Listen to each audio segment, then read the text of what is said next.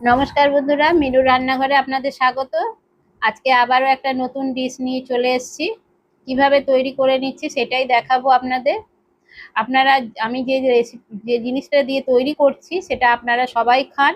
এটা বিভিন্ন রকম ভাবেই সবাই খাওয়া হয়, বিভিন্ন দেশে খাওয়া হয়, বিভিন্ন নামে তাকে ভাবে জানা হয়। এই রেসিপিটা দিয়ে নোনতা মিষ্টি বিভিন্ন ভাবে এটা রেসিপি তৈরি করা হয়। আমি একটু ইউনিক রেসিপি নিয়ে আসছি, আমিও একটা জায়গায় আমি দেখেই রেসিপিটা তৈরি করছি, কিন্তু কিভাবে করছি সেটাই আপনাদের দেখাবো বলে চলে আসলাম। ভিডিওটা পুরো দেখার অনুরোধ রইল, স্কিপ না করে পুরো ভিডিওটা দেখবেন। একটু যেহেতু আমি সব রান্না একসাথে করে নিচ্ছি, সেই জন্য একটু ধৈর্য সহকারে ভিডিওটা দেখতে হবে। আপনাদের কাছে অনুরোধ রইল, আপনারা ভিডিওটা পুরোটা দেখবেন আর স্কিপ না করে পুরোটা দেখার চেষ্টা করবেন, তাহলে বুঝতে পারবেন যে আমি কি রান্না করছি। ভীষণ সুন্দর জিনিস, আপনারা ঘরে বানিয়ে দেখবেন, খুবই টেস্টি হয়। চলুন তাহলে আমার রান্নাঘরে আপনাদের নিয়ে যাই, আমি কি তৈরি করে নিচ্ছি সেটা আপনারা দেখে নেবেন। চলুন তাহলে। আমি যে স্পেশাল ডিশটা দেখাবো আপনাদের, সেই ডিশটা দেখার জন্য পুরো ভিডিওটা দেখার অনুরোধ রইল, প্রথমেই বলেছি। সেই জন্য আমি পুরো রান্নাটা করতে করতেই ওই ডিশটা করছি বলে আপনাদের একটু একটু পরে আপনাদের ওইটা দেখতে পাবেন। আমি প্রথমে আলু চচ্চড়ি, রাত্রের ডিনারে আমি ওটা বানাচ্ছি। প্রথমে আলু চচ্চড়িটা করতে দিয়ে নিলাম। এবার আমি ওইটা করার জন্যে ঘি দিয়ে দিয়েছি। ঘিটা গরম হলে কিছুটা সুজি দিয়ে দিলাম। এবার মিক্সিতে আম কেটে নিয়ে আমের টুকরো করে তাতে কিছুটা চিনি দিয়ে আমটা পেস্ট করে নেব। এবার ঘিয়ে আমি এদিকে সুজিটা একটু লাল করে ভেজে নেব।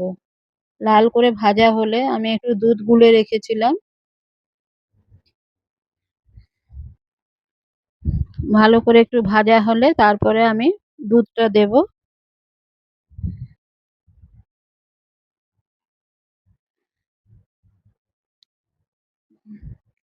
ওইদিকে আমি একটু লুচিও ভেজে নেব। আলু চচ্চড়ি একদিকে হচ্ছে, এবার লুচিও ভেজে নেব। তার সাথে সাথে আমি এটাও একটু ভালো করে ভেজে নিচ্ছি, লাল করে ভাজা না হলে।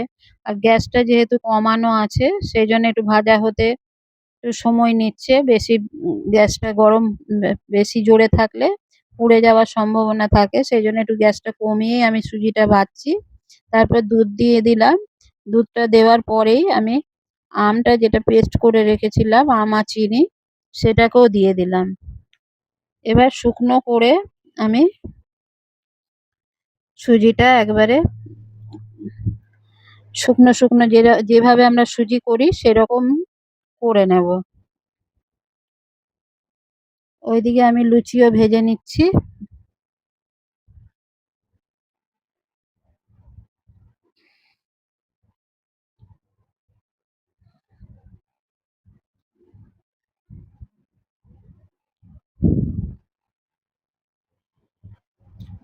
মাঝে মধ্যে এটাকে নেড়ে দিচ্ছি যাতে নিচে না লেগে যায়। একবারে শুকনো শুকনো না হলে, মানে কড়া থেকে যতক্ষণ না ছেড়ে ছেড়ে দেবে ততক্ষণ পর্যন্ত আমি নাড়িয়ে যাব।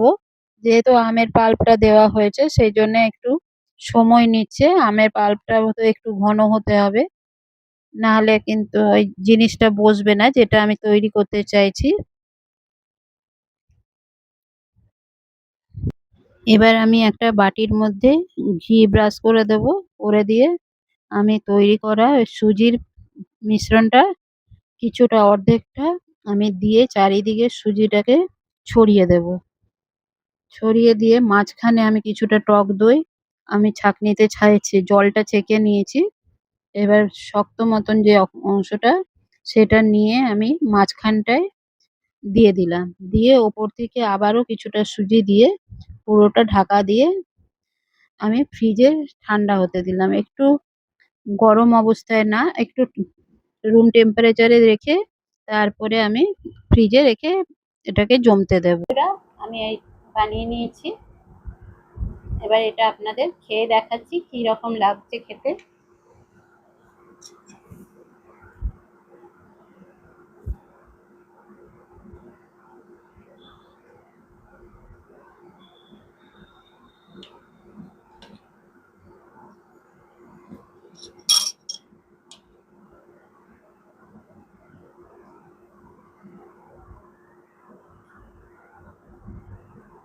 এটা আরেকটু শক্ত হতো, আমার একটু নরম হয়ে গেছে। আমি এটা আপনাদের খেয়ে দেখাচ্ছি।